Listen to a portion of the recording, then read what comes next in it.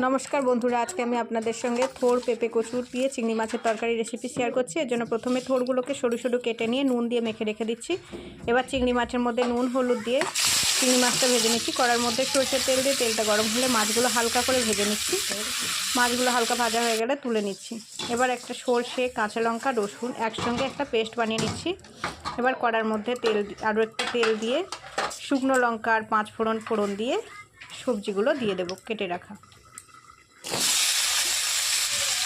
সবজিগুলো দিয়ে 2 থেকে 3 মিনিট একটু ভেজে নেব। এবার সবজির মধ্যে নুন হলুদ দিয়ে আরও 5 থেকে 6 মিনিট রান্না করে নেব।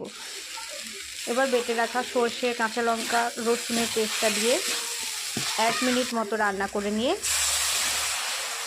1.5 কাপ জল দিয়ে দিচ্ছি।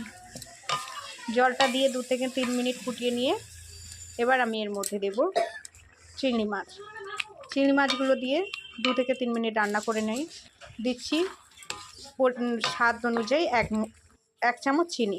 নামানোর আগে কাঁচা সরষের তেল দিয়ে নামিয়ে নিচ্ছি।